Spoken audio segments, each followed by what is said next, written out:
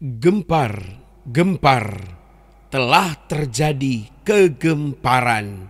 Haleluya. Latar belakang saya dulu seorang Muslim, suku Bugis Bone. Lalu saya sholat, saya berdoa.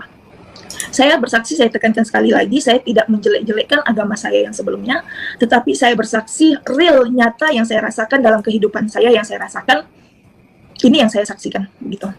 Bagaimana saya bisa mengenal Allah itu di dalam setiap pergumulan-pergumulan hidup saya.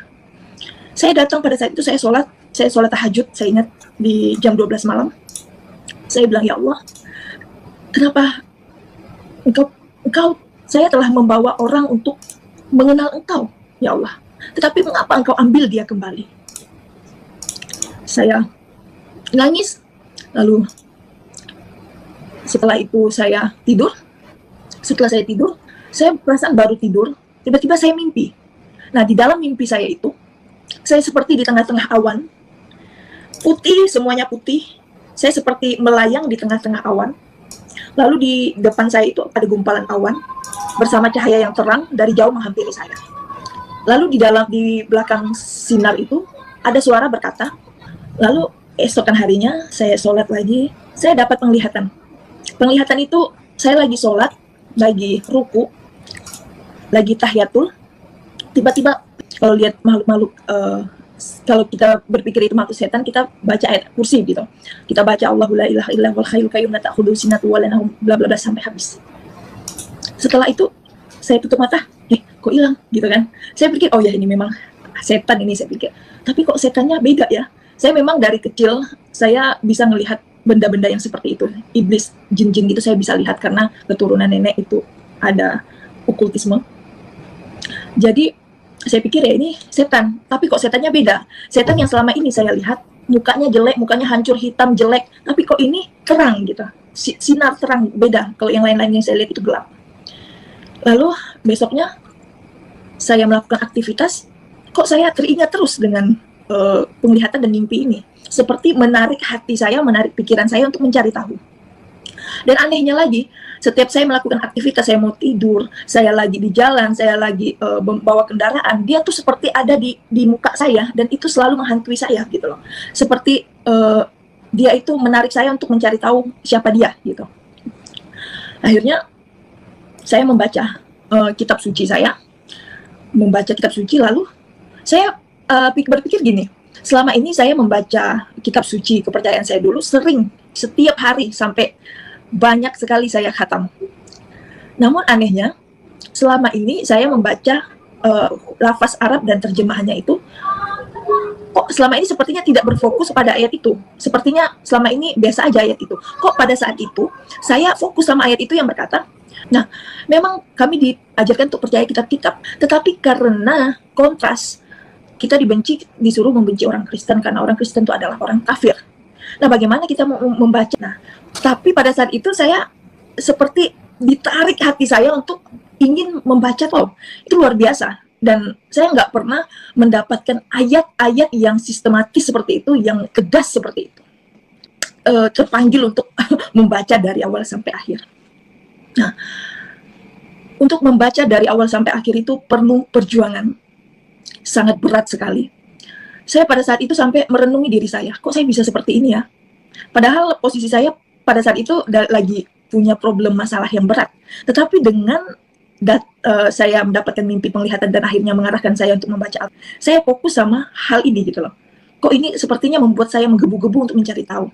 Akhirnya saya baca dari awal. Nah, setelah saya baca luar biasa sekali, saya menghabiskan waktu 4 bulan lebih untuk membaca. Sebelum habis saya pergi, mungkin di sini saya lebih padat-padatkan lagi aja ya itunya kesaksiannya, karena kalau di runtut bakalan panjang waktunya.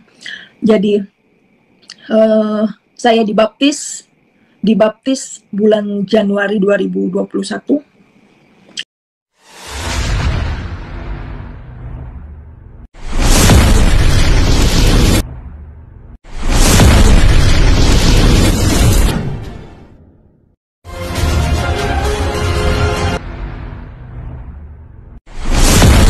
Bagi Allah yang bertakhta di tempat yang maha tinggi, Allah Abraham, Allah Ishak, Allah Yakub, Allah yang tidak pernah berubah dari dulu, sekarang, dan selama-lamanya. Haleluya. Bagaimana kabar saudara hari ini?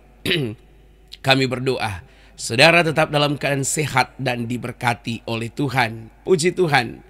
Saudaraku, sangat senang hati kami saudara terus mengikuti pelayanan di channel kami. Jangan lupa untuk terus membagi-bagikan tayangan kami kepada sekalian banyak orang, supaya mereka juga diberkati oleh Tuhan. Saudara, dengan membagi-bagikan tayangan kami kepada sekalian banyak orang, maka saudara telah turut bersama-sama dengan kami untuk mengambil bagian di dalam pelayanan penginjilan sebagaimana termaktub dalam perintah Yesus Kristus di dalam amanat agung. Pergilah, beritakanlah Injil ke segala makhluk. Siapa yang percaya, bertobat, dibaptis, diselamatkan.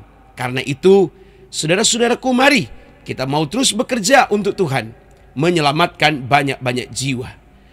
Saudaraku, kali ini kami akan membagikan tayangan yang sangat heboh. Karena beberapa waktu ini kita melihat begitu banyak orang yang dalam tanda kutip mereka murtad dari agama mereka, dan mereka percaya kepada Kristen, kepada Yesus. Kali ini berita itu, kesaksian itu datang dari Bone, suku Bugis. Saudaraku, kita tahu bersama bahwa suku ini adalah salah satu suku yang sangat agamais sekali. Suku yang memegang erat keimanan dan kepercayaan mereka. Tapi lihatlah, Tuhan bekerja bagi mereka. Sama-sama saksikan tayangan berikut ini. Bapak, Ibu, saudaraku, saudari yang terkasih dalam Tuhan, senang sekali saudara terus membantu kami. Bahkan apabila Bapak Ibu tergerak hati untuk membantu pelayanan pembangunan gereja di tempat kami, Bapak Ibu dapat menyalurkan bantuan Bapak Ibu di nomor rekening yang tertera di atas ini. Atas bantuannya kami ucapkan banyak-banyak terima kasih, dan Tuhan Yesus memberkati. 4 bulan setelah saya terima Yesus, orang tua saya tahu saya sudah jadi orang Kristen ya. Dan ya sudah pasti mereka tidak terima, bahkan papa saya mau bunuh saya. Sudah asa-asa celurit, asa-asa parang bunuh saya. Tetapi walaupun pada saat itu saya nggak takut lagi mati ya, karena saya sudah hidup di dalam Kristus, ya mati itu bukan lagi hal yang sulit bagi saya, karena saya bakal ketemu Tuhan gitu ya. Setelah saya terima Yesus, saya memutuskan untuk sekolah teologi. Pada saat itu saya masih belum ngeh ya saya pikir sekolah teologi ya sekolah-sekolah seperti ya Sanawiyah gitu ya, kalau di Muslim gitu ya, saya dulu Muslim Sanawiyah ya. Bersyukur kalau masih diberikan kesempatan untuk bersaksi, karena memang kita dipanggil, dipilih Tuhan untuk menjadi saksi Tuhan. Amin. Agar melalui kita ada banyak orang yang menerima firman Tuhan, mendengar firman Tuhan. Bersyukur kalau sampai saat ini masih diberikan kesehatan, kekuatan, sehingga saya masih boleh diberikan kesempatan untuk bersaksi. Nah, bersaksi itu adalah amanat dari Allah ya. Jadi setiap orang Kristen wajib untuk bersaksi. Mungkin perkenalan dulu lah ya. Perkenalkan, nama saya Rahmawati, saya biasa dipanggil Emma. Latar belakang saya dulu seorang Muslim, suku Bugis Bone. Jadi dari keluarga, ya baru saya sendirilah yang terima Yesus. Nah, saya memiliki 3 saudara, 2 laki-laki dan saya sendiri perempuan. Saya sudah menikah dan dikaruniai 2 orang anak. Saya jujur sudah 2 kali menikah. Mungkin ini kedengarannya agak gimana begitu ya. Nah, dari inilah memulai kehidupan saya, bagaimana saya bisa mengenal Tuhan. Dulu saya menikah sama-sama Muslim. Kami sama-sama Muslim, lalu memiliki 1 orang anak dan cerai.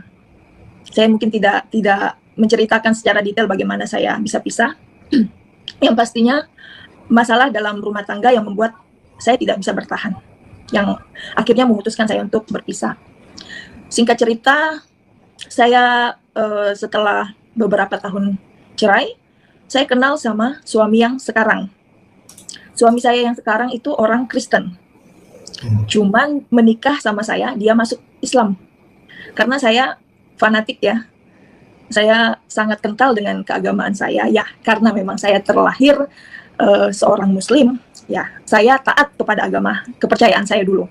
Jadi saya bilang sama suami, ikut kalau mau nikah sama saya harus masuk Islam. Akhirnya suami masuk Islam. Kami dikaruniai 1 orang putra. Dalam perjalanan awalnya baik-baik aja. Saya sampai dipuji-puji sama keluarga karena ya di dalam Islam kita membawa orang yang masuk ke agama Islam itu upahnya surga ya. Jadi dibangga-banggakan lah begitu. Tapi beberapa bulan tahun perjalanan saya melihat perubahan dari suami saya. Dia kembali ke keyakinan yang lamanya, dia kembali ke Kristen. Pada saat itu saya dilemanya gini. Saya takut sama Tuhan saya pada saat itu. Kalau saya berhubungan suami istri dengan suami saya yang sekarang, padahal dia sudah kembali ke agamanya lagi, saya melakukan hubungan suami istri itu hukumnya dosa. Saya takut begitu. Nah, anak kami pada saat itu masih bayi, masih kecil sekali. Saya bingung gitu, mau mengambil keputusan bagaimana. Pada saat itu, singkatnya kami sudah mau cerai gitu ya. Karena saya juga tidak bisa mempertahankan orang yang sudah membohongi saya. Saya merasa dia membohongi saya begitu. Namun, saya berpikir lagi. Saya bawa sholat, saya ngaji, saya sholat, saya ngomong sama Tuhan saya. Saya bilang, ya Allah, kenapa hidup saya seperti ini? Dari pernikahan saya yang pertama, saya sangat tersiksa sekali. Saya tertekan, saya kecewa, saya sedih. Jadi saya merasa tekanan-tekanan hidup yang sangat berat sekali saya alami gitu. Nah, saya tidak pernah ingin mau saya itu menikah berulang-ulang kali, tidak. Saya kalau bisa di dalam seumur hidup saya nikah itu cuma 1 kali seumur hidup begitu ya. Tetapi karena ya kalau di Islam ya, di agama saya yang dulu ya nikah cerai ya mungkin biasa ya, karena memang boleh menikah lebih dari 1 kali. Nah, namun pada saat itu saya tetap aja di dalam hati saya nggak pengen cerai. Kenapa? Anak saya yang pertama sudah cukup merasakan tidak lengkap kehadiran kasih sayang kedua orang tuanya. Jangan sampai anak ini begini lagi. Tetapi saya dilema begitu. Sampai saya bilang, ya Allah, kok gini banget sih hidup saya? Dari saya kecil, dari sampai saya menikah, saya selalu merasakan kesedihan. Kenapa kalau begini? Kenapa saya harus dilahirkan di dunia ini kalau saya harus merasakan seperti ini? Pada saat itu, waktu saya mendapatkan tekanan-tekanan hidup, saya melakukan kehidupan yang jauh daripada Tuhan. Saya melakukan kehidupan yang penuh dengan dosa. Saya tidak membalas orang-orang yang menyakiti saya, tetapi saya melampiaskan itu dengan kehidupan yang menghancurkan diri saya pribadi. Gitu. Lalu pada saat itu, saya sudah mulai pisah rumah dengan suami. Kami sudah mau cerai. Namun pada saat itu saya dilema bagaimana, apakah saya harus cerai, tapi kalau saya cerai bagaimana anak ini, begitu ya. Saya menangis setiap malam, menangis dengan tekanan-tekanan hidup yang saya alami. Lalu saya sholat, saya berdoa. Saya bersaksi, saya tekankan sekali lagi, saya tidak menjelek-jelekkan agama saya yang sebelumnya, tetapi saya bersaksi real, nyata yang saya rasakan dalam kehidupan saya, yang saya rasakan, ini yang saya saksikan, begitu. Bagaimana saya bisa mengenal Allah itu di dalam setiap pergumulan-pergumulan hidup saya. Saya datang pada saat itu, saya sholat tahajud, saya ingat di jam 12 malam. Saya bilang, ya Allah, kenapa saya telah membawa orang untuk mengenal Engkau, ya Allah. Tetapi mengapa Engkau ambil dia kembali? Saya nangis, lalu setelah itu saya tidur. Setelah saya tidur, saya perasaan baru tidur, tiba-tiba saya mimpi. Nah, di dalam mimpi saya itu, saya seperti di tengah-tengah awan, putih, semuanya putih. Saya seperti melayang di tengah-tengah awan. Lalu di depan saya itu ada gumpalan awan bersama cahaya yang terang dari jauh menghampiri saya.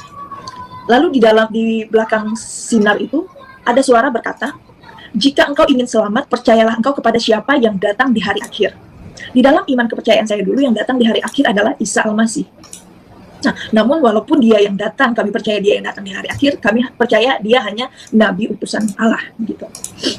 Lalu saya berpikir, kalau saya mau selamat, saya harus percaya sama dia. Siapa dia? Siapa sebenarnya Isa ini? Saya berpikir.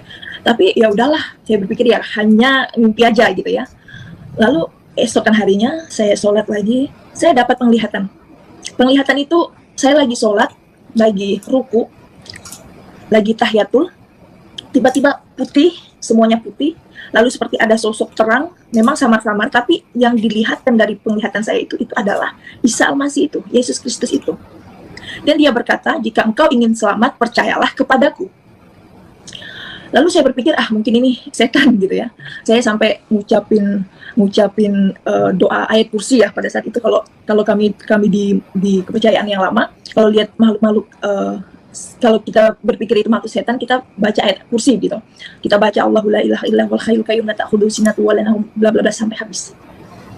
Setelah itu saya tutup mata, kok hilang gitu kan. Saya pikir, oh ya ini memang setan ini, saya pikir. Tapi kok setannya beda ya. Saya memang dari kecil saya bisa melihat benda-benda yang seperti itu. Iblis, jin-jin gitu saya bisa lihat karena keturunan nenek itu ada okultisme. Jadi saya pikir ya ini setan, tapi kok setannya beda. Setan yang selama ini saya lihat mukanya jelek, mukanya hancur, hitam, jelek, tapi kok ini terang gitu. Sinar terang, beda. Kalau yang lain-lain yang saya lihat itu gelap. Lalu besoknya saya melakukan aktivitas, kok saya teringat terus dengan penglihatan dan mimpi ini. Seperti menarik hati saya, menarik pikiran saya untuk mencari tahu.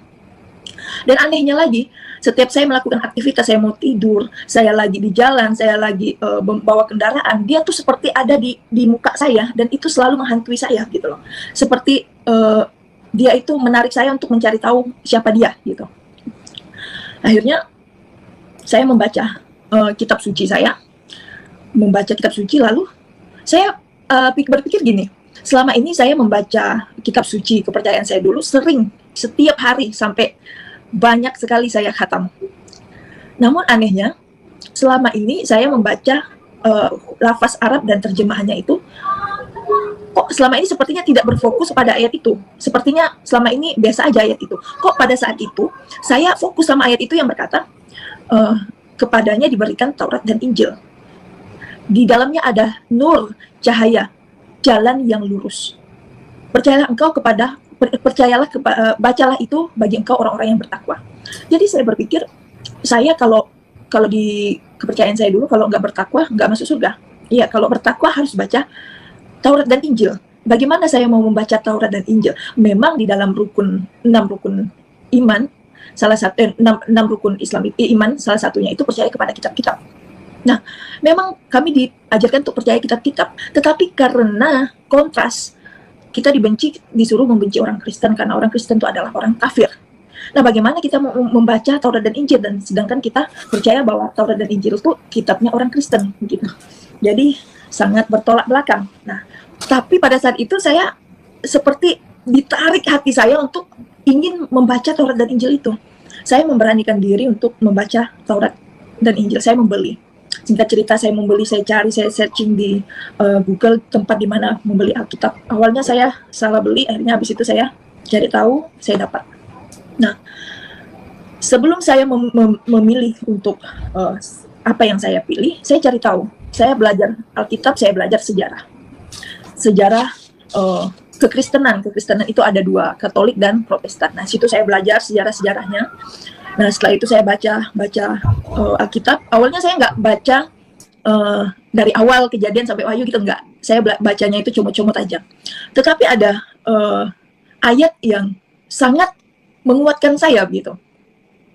Di Petrus, bagaimana Tuhan Yesus itu memikul dosa-dosa kita di kayu salib, yang oleh salibnya dosa manusia itu, sakit penyakit manusia itu ditanggungnya. Wow, itu luar biasa. Dan saya nggak pernah mendapatkan ayat-ayat yang sistematis seperti itu, yang tegas seperti itu. Saya merasa takjub gitu. Saya merasa, wah ini luar biasa gitu. Lalu banyak contohnya, salah satunya juga tentang ayat yang familiar sekali. Di Akulah jalan kebenaran dan hidup, tidak ada seorang pun yang datang kepada Bapa kalau tidak melalui aku. Saya awalnya tidak mengerti ayat itu, tapi saya cari tahu apa maksud dari ayat Alkitab di Yohanes sekian gitu ya. Oh ternyata kepada Bapa itu di surga. Di situ saya mengerti, oh begitu. Nah, di situ saya mulai terpanggil untuk membaca dari awal sampai akhir. Nah, untuk membaca dari awal sampai akhir itu perlu perjuangan, sangat berat sekali. Saya pada saat itu sampai merenungi diri saya, kok saya bisa seperti ini ya? Padahal posisi saya pada saat itu lagi punya problem masalah yang berat. Tetapi dengan saya mendapatkan mimpi penglihatan dan akhirnya mengarahkan saya untuk membaca Alkitab, saya melupakan masalah saya. Saya fokus sama hal ini gitu loh. Kok ini sepertinya membuat saya menggebu-gebu untuk mencari tahu. Nah, sebelum saya saya membaca dari awal itu, ada banyak hal-hal yang saya alami yang membuat saya pengen udah deh stop, gak usah baca Alkitab gitu ya. Karena ada banyak gangguan-gangguan kuasa-kuasa kegelapan ingin menghalangi saya untuk membaca kebenaran firman Tuhan itu. Tetapi ada di dalam hati saya juga mengatakan ini pekerjaan iblis, saya harus lawan. Walaupun pada saat itu saya belum percaya kepada Yesus, saya percaya kepada Allah. Saya bilang, ya Allah, Engkau yang memiliki nafas hidup saya minta kekuatan daripadamu untuk memberikan saya jalan kebenaran, untuk menuntun saya, untuk berikan saya kekuatan. Saya tahu ini pekerjaan-pekerjaan iblis. Akhirnya saya baca dari awal. Nah, setelah saya baca firman Tuhan itu luar biasa sekali. Saya menghabiskan waktu 4 bulan lebih untuk membaca firman Tuhan itu. Sebelum habis, saya pergi ke gereja. Mulai saya pergi ke gereja. Mungkin di sini saya lebih padat-padatkan lagi aja ya, itunya kesaksiannya. Karena kalau di runtut-runtut bakalan panjang waktunya. Jadi saya dibaptis bulan Januari 2021. Sebelum saya dibaptis, ada satu kejadian yang membuat saya itu betul-betul merasakan Tuhan itu ada. Jadi 2020 bulan 12 itu saya pergi ke acara nikahan abang saya. Jadi dari tempat kediaman saya sekarang itu sekitar 6 jam. Nah, sebelum berangkat, saya pada saat itu memang belum terima Yesus, tapi saya sudah mulai berdoa di dalam nama Yesus ya. Dan pada saat itu juga saya dan suami mulai kembali ya. Nah, sebelum berangkat saya berdoa, saya tutup mata, saya berdoa dalam nama Yesus, tapi saya mendapatkan penglihatan di mana mobil yang kami kendarai itu di jalan di pertengahan jalan muter 3 kali. Saya merasakan kami mengalami kecelakaan. Saya nggak ada ngomong sama siapa-siapa. Di perjalanan saya cuma bilang sama suami, di mobil itu ada saya, mama saya, adik saya, calon istri adik saya, anak saya 2 sama babysitter 1. Nah, di perjalanan suami itu nyetir mobil itu ngebut sekali. Pokoknya dia punya gas itu habis full. Bayangin di perjalanan gas full, lagi motong, ban mobil belakang meletus. Mobil yang tadinya aduh, udah begini. Di jalan itu memang pas kami motong mobil itu stop, orang di depan nggak ada, kosong. Ini mobil udah hilang kendali, benar-benar udah tinggal besinya itu bunyinya, aduh nggak bisa kebayang. Mobil itu udah nggak bisa, setirnya udah nggak bisa dikendalikan lagi, udah nggak bisa dipegang. Suami cuma pegang jok mobil, kami semua pegang sini. Anak saya pada saat itu masih kecil, umur 1 tahun lebih, saya pegang begini. Umur 2 tahun lebih, saya pegang gini. Saya hanya mengingat apa yang sebelumnya terjadi. Waktu saya berdoa, saya melihat penglihatan ini dan itu benar-benar terjadi. Saya bingung. Lalu saya bilang, Tuhan Yesus, kalau memang Engkau Tuhan, Engkau Allah, tolong selamatkan kami dari kecelakaan ini. Dalam nama Yesus, dalam nama Yesus, dalam nama Yesus. Saya bilang. Tiba-tiba mobil yang tadinya sudah begini, sudah mau nyium aspal, bisa langsung berhenti, langsung stop. Yang itu sangat-sangat tidak mungkin, sangat mustahil sekali. Kalau kejadian Vanessa, artis itu yang masih ada yang hidup, kalau kami tidak akan mungkin. Kalau itu bukan pekerjaan Tuhan, bukan Tuhan yang menolong, kami semua bakalan mati. Mobil udah nggak tahu hancur bagaimana. Bisa-bisanya mobil itu stop, ban kanan, kiri, depan, belakang, nggak ada yang miring, semuanya stop. Sampai suami kami keluar dari mobil, orang-orang datang, sampai orang bilang, waduh Bapak hebat sekali bawa mobilnya. Padahal kami tidak ada sama sekali, sudah tidak ada yang bisa mengendalikan setir itu. Di situ saya melihat bahwa ada kuasa Allah yang menolong kami. Dan saya di situ mulai percaya bahwa Yesus adalah Allah. Dan mulai di situ saya minta untuk dibaptis. Tetapi karena bulan 12 2020 itu sudah lewat masa untuk dibaptis, waktunya jadi dijadwalkan di Januari 2021 gitu. Nah, firman Tuhan di dalam Alkitab itu sangat berotoritas, sangat berkuasa bagi siapa yang percaya penuh dengan firman Tuhan itu. Setelah saya membaca firman Tuhan itu, ada banyak firman-firman yang menginsafi kehidupan saya. Saya setiap membaca firman Tuhan, seperti menampar kehidupan saya. Aduh Tuhan, inilah kehidupanku. Jauh dari kebenaran. Oh, ternyata setelah saya membaca kebenaran firman Tuhan itu, ada kuasa yang menggerakkan hati saya, yang membukakan mata hati pikiran saya, yang terasa selama ini itu tertutup dengan kuasa kegelapan. Tetapi setelah saya membaca firman Tuhan, saya dibaptis, firman Tuhan itu menerangi kehidupan saya. Sehingga hal-hal yang tidak baik, hal-hal yang selama ini saya lakukan, yang saya merasa sah-sah aja, ternyata itu jauh dari kebenaran. Tuhan gak berkenan dengan hal-hal yang saya lakukan yang dulu, kehidupan-kehidupan yang lama. Firman Tuhan mengajarkan saya bagaimana saya mengasihi, bagaimana saya mengampuni, mengasihi dengan benar, mengampuni dengan benar, menghormati Tuhan dengan benar, melayani Tuhan dengan benar, hidup dengan benar. Saya dapatkan hanya di dalam Alkitab, tidak di tempat lain. Saya selama saya terima Yesus, saya membaca kebenaran firman Tuhan. Saya merenungi diri saya. Karena firman Tuhan berkata, mengikut aku memikul salib tidak mudah. Saya merenungi setiap firman-firman Tuhan yang saya baca. Itu melekat di hati dan pikiran saya. Tuhan, tidak mudah ikut Tuhan Yesus. Saya harus memikul salib saya setiap hari. Sebelum saya melangkah jauh ke depan sampai saat ini, pada saat itu saya sudah merenungkan. Saat saya mengikut Yesus, mungkin saya akan ditinggalkan anak-anak saya, dipisahkan jauh dari anak-anak saya. Mungkin saat saya lagi senang-senangnya sama Tuhan, saya diberikan pencobaan yang mungkin pencobaan itu bisa membuat saya tidak percaya lagi sama Tuhan. Mungkin lagi saya senang-senang sama Tuhan, saya diberikan pencobaan, saya diberikan ujian. Mungkin saja ke depan, suami saya bisa meninggalkan saya, suami saya bisa mengkhianati saya, orang tua saya membenci saya, sahabat-sahabat saya mengkhianati saya. Banyak kehidupan yang membuat saya mengalami kepahitan yang lebih dari sebelum saya mengenal Tuhan Yesus. Tapi saya mau katakan, Tuhan saya siap. Karena apapun yang akan saya alami dalam hidup saya tahu Tuhan ada bersama saya. Tuhan tidak akan pernah meninggalkan saya. Sebab saya memang lemah. Tetapi roh Allah yang ada bersama-sama saya, yang akan menguatkan saya, yang akan memberikan kelegaan dalam hidup saya. Sebelum jauh saya mendapatkan hal-hal dalam hidup saya sudah memikirkan hal itu. Dan betul hal itu terjadi dalam hidup saya. Anak saya dipisahkan dari saya, anak saya dari suami yang dulu. Setelah saya mereka tahu saya sudah terima Yesus, anak itu diambil, dipisahkan dari saya, dan mereka mengurus lagi di pengadilan, naik banding lagi. Ada banyak hal yang pada saat itu saya berpikir saya bisa menang karena anak di bawah umur 12 tahun masih hak asuhnya di tangan saya.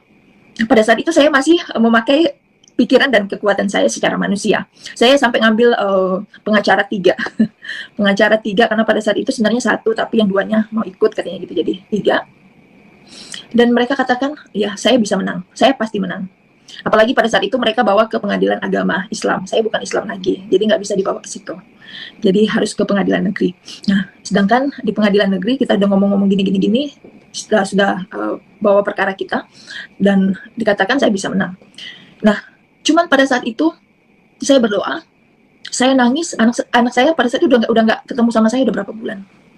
Awalnya dia bilang mau kakeknya itu, kakek dari mantan suami dulu, bilangnya mau jemput aja. Ternyata dia udah tahu saya sudah Kristen dan dia sengaja untuk pisahkan. Nah, sudah berapa bulan kami tidak ketemu. Pada saat itu saya nangis, saya rindu sama anak saya. Lalu saya ngomong sama Tuhan, Tuhan, bukankah firman-Mu berkata, jika Tuhan di pihakku, siapa yang melawan aku? Saya ternyata salah mengerti konteks firman Tuhan pada saat itu. Tuhan gak mau saya seperti itu. Saya menangis.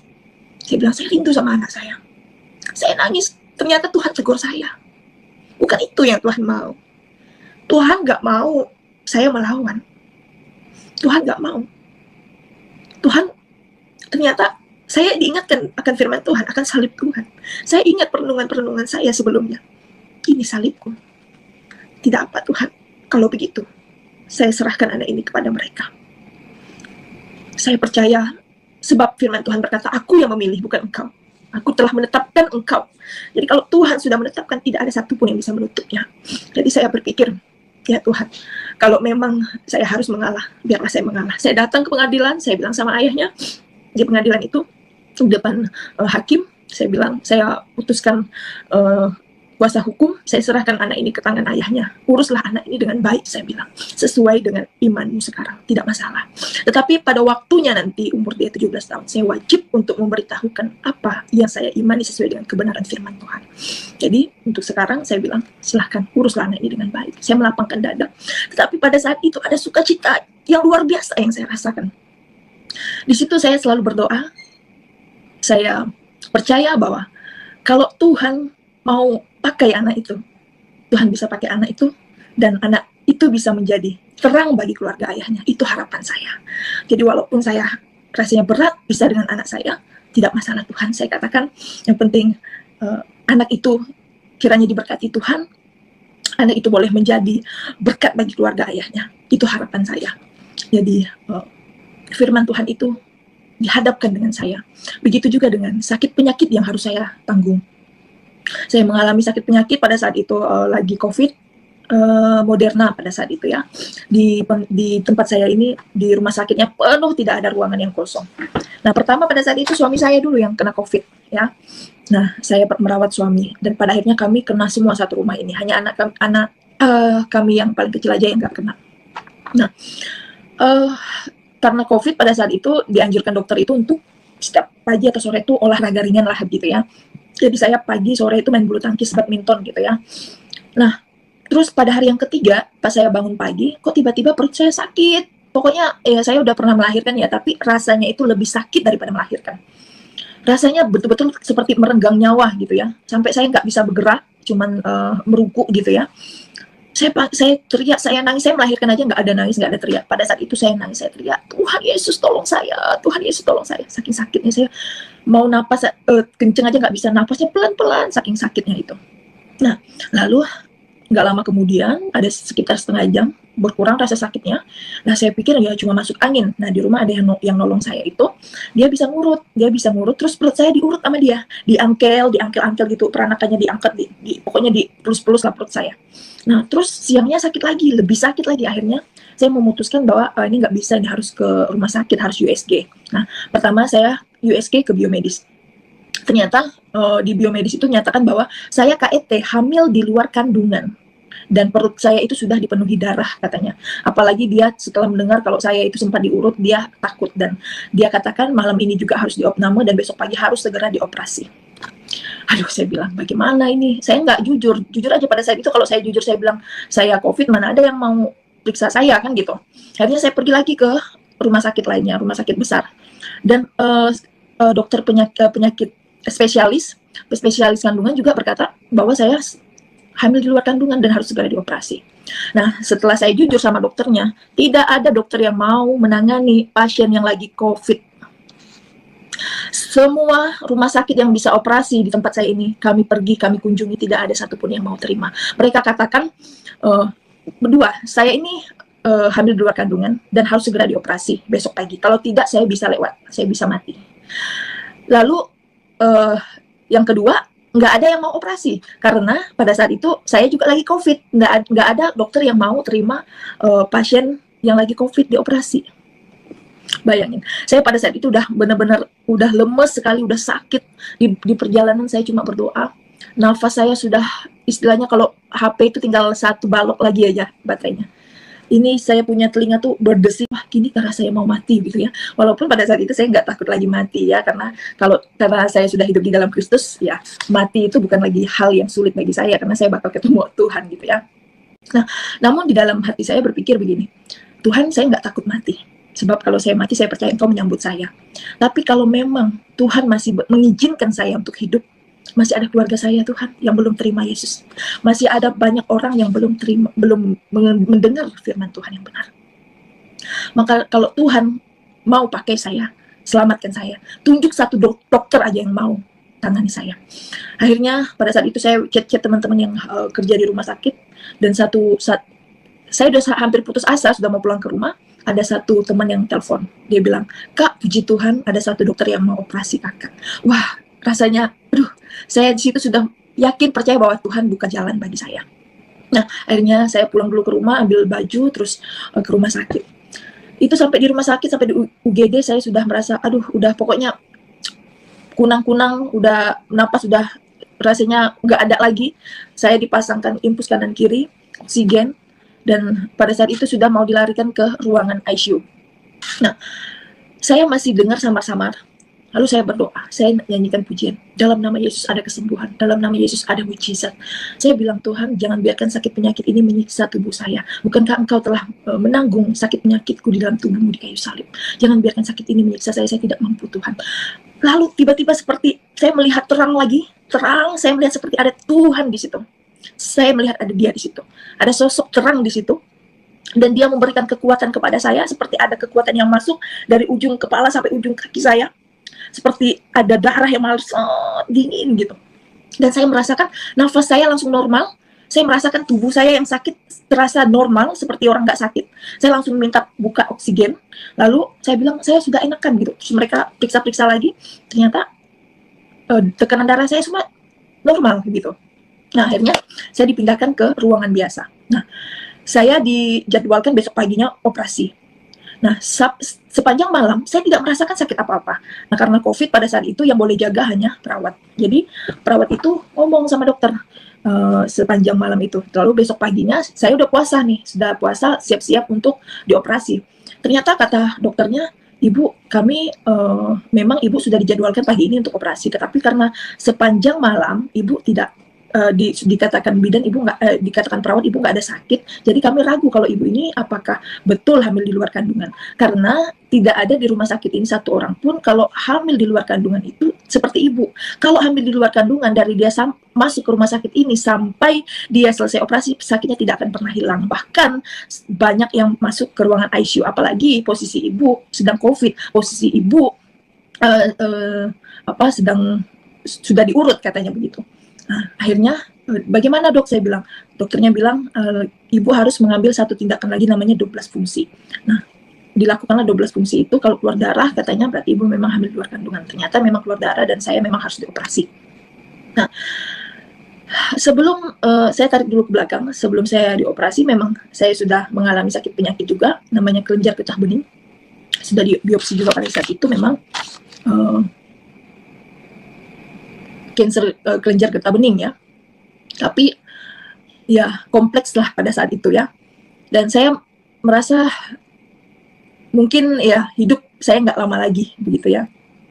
Ada banyak hal yang saya rasakan, ada banyak hal yang dokter bicarakan kepada saya yang secara manusia pasti down ya.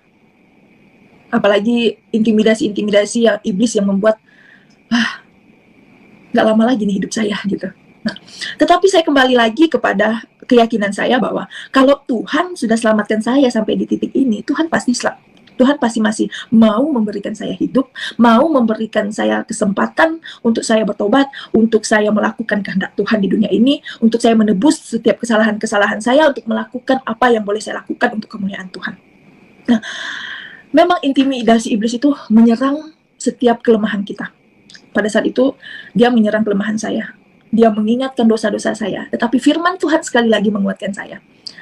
Jika engkau mengakui dosamu, maka Tuhan berkata, aku adalah setia dan adil. Aku akan mengampuni dosamu dan menyucikan engkau dari segala kejahatan. Di situ membuat saya lemah. Di situ membuat saya kuat dan membuat saya bangkit kembali. Dan akhirnya setiap hari saya katakan, saya tidak sakit, tetapi saya sehat, saya hidup, saya mau menyatakan firman pekerjaan-pekerjaan Allah yang besar. Saya selalu katakan itu setiap pagi, setiap saya bangun, dan itu yang membuat saya semangat untuk menyerahkan hidup saya melayani Tuhan sampai saat ini. Nah, lalu kembali kepada firman Tuhan lagi. Pada saat itu, saya sudah membaca kebenaran firman Tuhan semuanya. Memang saya baca berulang-ulang lagi karena memang tidak cukup kita hanya baca dari Wahyu sampai, tapi setiap hari harus kita baca terus. Nah, waktu itu saya berdoa malam-malam, terus tiba-tiba saya diberikan penglihatan. Penglihatan itu muka teman saya gitu. Di situ yang membuat saya betul-betul percaya bahwa Allah itu ada, Dia berkuasa, Allah itu hidup, Allah itu benar-benar ada, bukan dongeng, bukan hanya kita percaya lewat naluri. Itu ada begitu ya. Dimana pada saat itu saya berdoa, saya dilihatkan muka teman saya udah lama nggak ketemu teman saya itu, tapi saya tahunya dia Muslim ya, karena dia pakai jilbab juga, tapi memang saya nggak tahu latar belakang persis dia itu seperti apa. Nah, saya mendoakan dia, saya nggak tahu apa yang terjadi sama dia, terus WA dia, nggak lama dia juga WA kan, kok tiba-tiba kebetulan banget gitu ya, tanya kamu lagi apa kabar gitu. Setelah chat-chat ternyata dia sedang sakit. Jadi saya pergi ke rumahnya besok. Memang di hati saya berpikir pergi enggak gitu ya. Tetapi saya tahu Tuhan taruh di hati saya untuk menyatakan kebenaran firman sama dia gitu. Sepertinya di hati nurani saya berkata, sudah cukup. Sekarang engkau sudah tahu kebenaran firman Tuhan. Sekarang kau nyatakan firman Tuhan itu. Seperti itu. Jadi besoknya saya melangkah dengan iman ya. Saya nggak tahu harus mulai dari mana ya kan. Saya nggak pernah penginjilan ya. Saya melangkah aja minta kekuatan sama Tuhan. Ya, sampai di rumahnya betapa kagetnya saya karena teman saya itu benar-benar udah kayak orang mau mati ya. Dia kena penyakit ini gagal ginjal dan sudah dijadwalkan untuk operasi karena pada saat itu lagi COVID juga. Jadi ruangan pada penuh, jadi dia nunggu antrian operasi itu di rumahnya. Mukanya pucat seperti orang mau mati sudah. Dia hanya terbaring di tempat tidurnya. Nah, ngomong-ngomong lah sama dia, ngomong-ngomong, saya bingung. Saya bilang, aduh Tuhan, saya harus ngomong dari mana tentang menyampaikan Injil ini sama dia gitu kan. Tapi dia ngomong sama saya, Emma, dengar-dengar kamu sudah terima Yesus ya, sudah jadi orang Kristen ya katanya. Saya bilang, kebetulan sekali dia tanya begini gitu kan. Oh iya, betul, saya bilang gitu. Tahu dari mana? Saya bilang, tahu dari teman, dia bilang gitu. Nah, ngomong-ngomong, dia bilang, bagaimana kok bisa terima Yesus? Nah, disitulah saya mulai masuk pembicaraan tentang Injil. Saya ngomong sama dia, oh mau dengar kah? Tapi kalau dengar jangan tersinggung, karena saya akan membahas dari Quran dan dari Taurat dan dari Injil. Saya bilang gitu. Oke, nggak masalah. 2 jam saya ngomong menjelaskan tentang tentang kitab-kitab itu. Akhirnya dia nangis, dia peluk saya. Saya bingung kenapa dia nangis, kenapa peluk saya, apakah saya salah ngomong gitu ya. Lalu dia berkata seperti ini, Emma, kamu datang saat ini seperti malaikat yang datang kepada saya, katanya. Kenapa Kak? Saya bilang gitu. Kamu tahu, saya ini anak pendeta, bapak saya gembala, katanya gitu. Melayani di gereja ini, katanya gitu. Nah, waktu saya umur 19 tahun, saya ketemu sama suami yang sekarang. Akhirnya saya tinggalkan iman kepercayaan saya dan saya ikut suami saya masuk Islam, katanya gitu. Aduh, saya bilang, aduh Tuhan Yesus, domba yang hilang ternyata ya. Tuhan tuntun, saya nggak ngerti itu kalau ternyata dia itu dari Kristen. Akhirnya saya dengar suara Tuhan dalam hati saya seperti ini. Jika dia ingin kembali kepada Tuhan, dia nggak perlu operasi. Tuhan sembuhkan dia. Saya katakan itu. Nah, dia nangis, akhirnya dia mau kembali kepada Tuhan. Saya tuntun, saya bawa dalam doa. Nah, bawa dalam doa dan dia cerita sama saya. Waktu kami doa itu, kan di dalam kamar ya, dan dikunci lagi kamarnya ya, walaupun suaminya ada di luar sana, tapi nggak dengar kami ngomong. Tiba-tiba kayak ada di kaca hias itu, semua barang-barang itu terlempar ke bawah. Aneh ya, seperti ada kuasa-kuasa gelap yang nggak senang gitu. Lalu dia bilang, suami saya dukun katanya. Alah, saya nggak ngerti ini, ternyata suaminya dukun gitu ya. Nah, jadi ada bisikan lagi di hati saya. Dia nggak sakit, tetapi setelah ini suaminya yang sakit, seperti itu. Nah, lalu betul nggak lama kemudian saya mendengar lagi kabar dari dia. Sampai sekarang dia nggak dioperasi dan dia sekarang sudah kembali ke Yesus, walaupun ya suaminya sempat tahu dan dia masih kuat, dan mudah-mudahan saya selalu mendoakan dia dan dia selalu kuat. Dan di situ saya merasa bahwa Tuhan itu menuntun saya bahwa memang Tuhan itu ada dan dia menyatakan pekerjaan-pekerjaannya begitu loh. Dan dia membuat saya semakin percaya kuat bahwa Tuhan itu ada begitu. Nah, dan nggak lama kemudian yang saya dapat dari hati saya itu berkata bahwa teman saya nggak sakit tetapi suaminya nanti yang sakit. Betul, teman saya sampai saat ini sehat tetapi suaminya yang sakit, bolak-balik ke rumah sakit. Pada saat itu suaminya langsung masuk ke rumah sakit setelah beberapa hari kejadian itu, suaminya masuk rumah sakit. Nah, lalu begitu juga dengan kejadian-kejadian orang tua saya yang seperti ini juga gitu loh. Ya kalau diceritain semuanya di waktunya sudah 48 menit ya. Ada banyak hal yang Tuhan nyatakan bahwa Dia itu berkuasa. Tuhan itu hanya mau kita percaya aja gitu ya. Memang semua orang itu diberikan kuasa. Tetapi orang itu dapat berkuasa dengan cara hidupnya yang benar, hidupnya yang berkenan, hidupnya yang mengandalkan Tuhan, hidupnya yang betul-betul mau bertobat.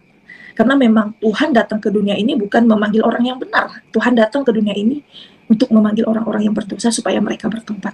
Jadi semua orang itu diberi kuasa. Dan kuasa itu dapat bekerja kepada orang-orang yang betul-betul hidup berkenan di hadapan Tuhan.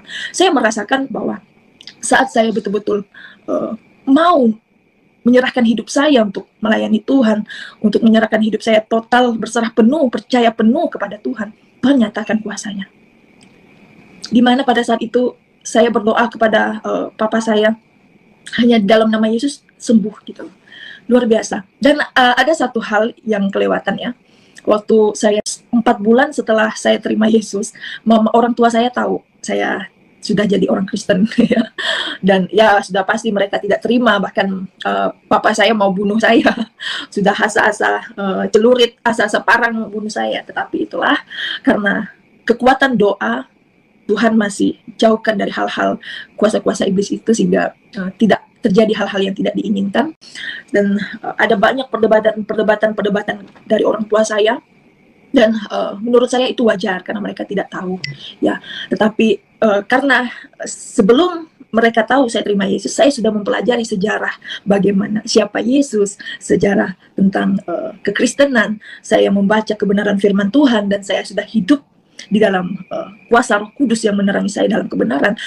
Sehingga pada saat saya dipertemukan dengan keadaan masalah kepada orang tua saya dapat menjawab itu dan tidak menjadi hal yang polemik yang tidak bisa saya jawab kepada mereka, tetapi saya bisa menjawab mereka saat mereka mempertanyakan siapa Yesus begitu. Nah, setelah itu 4 bulan akhirnya terima saya, kami semuanya baik. Pada sampai saat ini kami semuanya sudah saling menerima begitu ya. Nah, 3 bulan setelah saya terima Yesus, saya memutuskan untuk sekolah teologi. Pada saat itu saya masih belum ngeh ya saya pikir sekolah teologi ya sekolah-sekolah seperti ya sanawiyah gitu ya, kalau di Muslim gitu ya, saya dulu Muslim sanawiyah ya.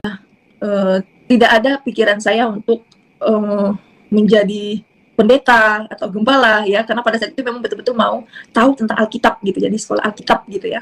Oh ternyata setelah saya masuk teologi, ada banyak hal yang saya pelajari yang di situ juga membentuk karakter saya, bagaimana saya hidup benar dalam Tuhan, bagaimana saya mengerti kebenaran firman Tuhan sesuai dengan konteksnya gitu. Nah, yang akhirnya membuat saya betul-betul menyadari kehidupan saya bahwa saya hidup harus menyenangkan hati Tuhan. Saya hidup harus melayani Tuhan. Setiap segala kehidupan saya harus dalam konteks ibadah. Jadi mau saya makan, mau saya minum, mau saya mengerjakan segala sesuatu itu harus untuk kemuliaan Tuhan. Di situ saya belajar. Nah, kembali kepada tema tentang saya mengenal Allah yang benar di dalam Alkitab dan mengenalnya di dalam pribadi Yesus Kristus. Saya mau membagikan beberapa hal.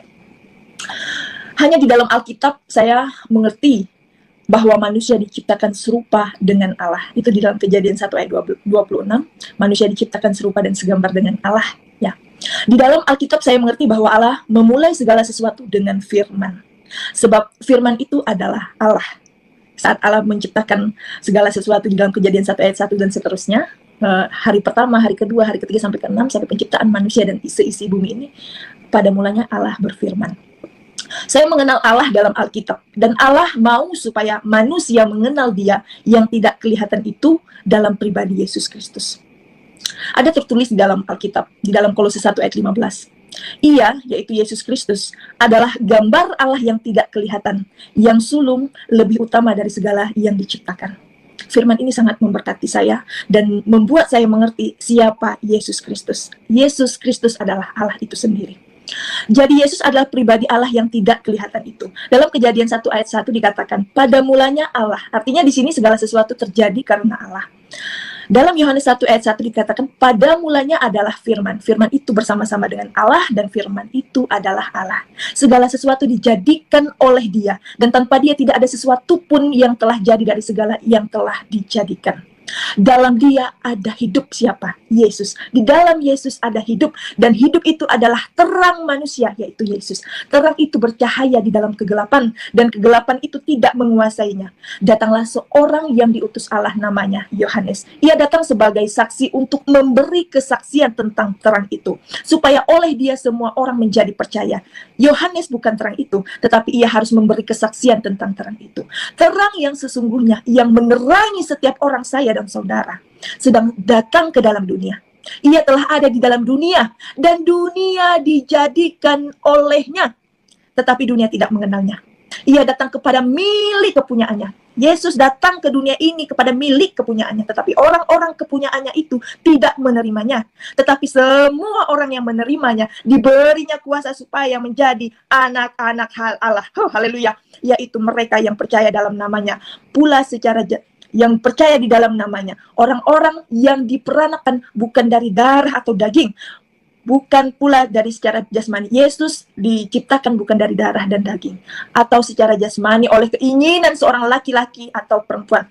Manusia lainnya di dunia ini semuanya terlahir dari nafsu duniawi, nafsu laki-laki dan perempuan. Semuanya manusia, termasuk nabi-nabi dan rasul-rasul yang ada di dunia ini, semuanya berasal dari hubungan biologis antara laki-laki dan perempuan. Di dunia ini hanya satu yang berasal dari Allah. Makanya di situ dikatakan Yesus berasal dari Allah. Firman itu telah menjadi manusia dan diam di antara kita. Dan kita telah melihat kemuliaannya, yaitu kemuliaan yang diberikan kepadanya sebagai anak tunggal Bapa, penuh kasih, karunia, dan kebenaran. Kata anak di sini jangan disalah mengerti. Anak di sini bukan berarti Allah beranak, seperti anak tangga bukan berarti tangga beranak, seperti anak kunci bukan berarti kunci beranak. Anak Allah yang dikatakan di sini berasal dari Allah. Luar biasa. Ini sangat memberkati saya, sehingga saya mengerti bahwa Yesus adalah Allah. Yang di Kejadian di situ dikatakan pada mulanya Allah.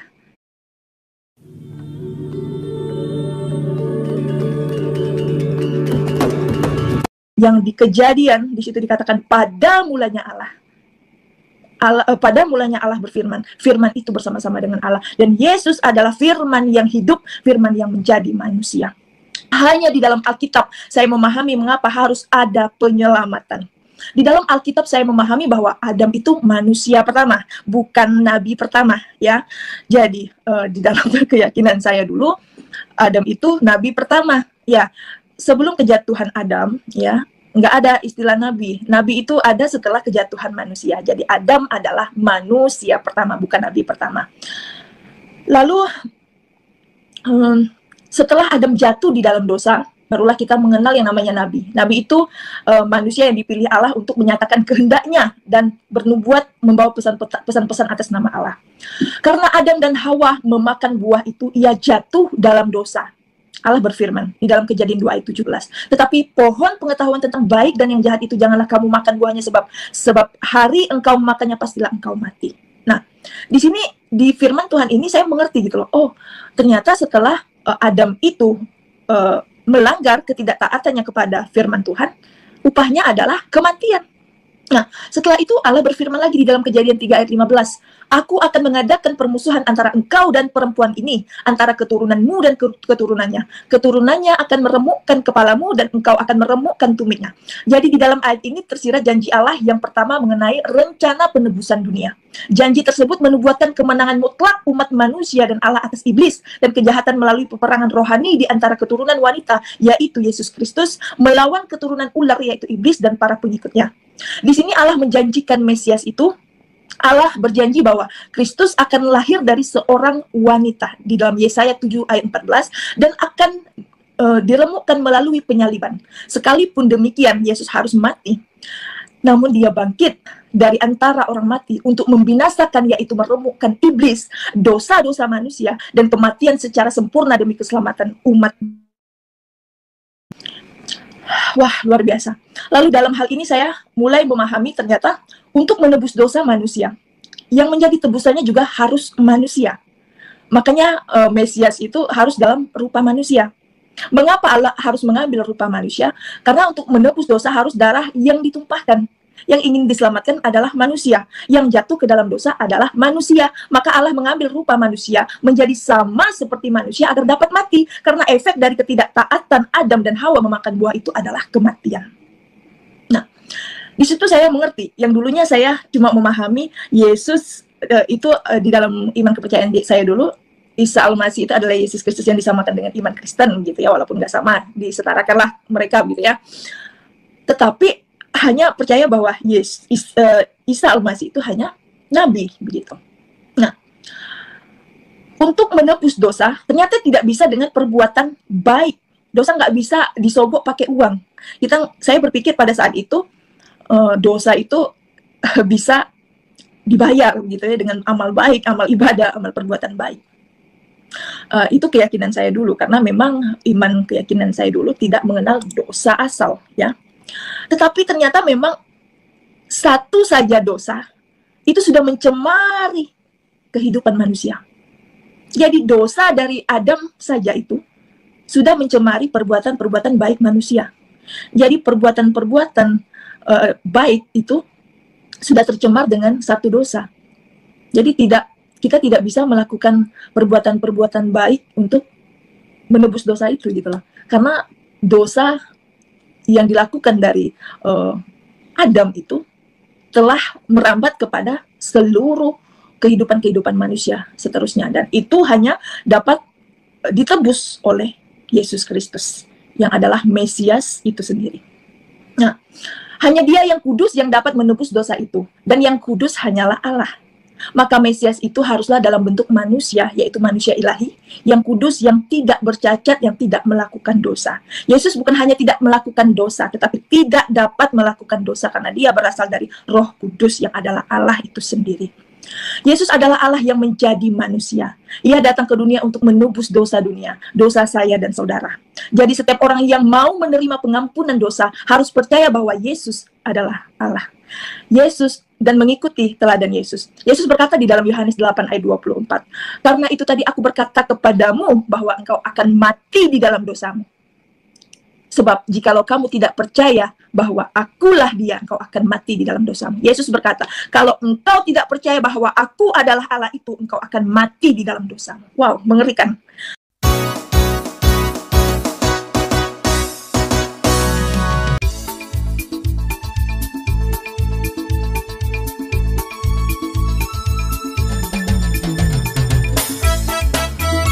Haleluya, Tuhan memberkati saudara. Saudara sudah menyaksikan tayangan ini? Kami percaya saudara diberkati oleh Tuhan. Saudaraku, jangan lupa untuk selalu terhubung dengan kami dalam doa setiap waktu kepada Tuhan. Puji Tuhan, haleluya. Sampai berjumpa lagi dalam program acara kami selanjutnya.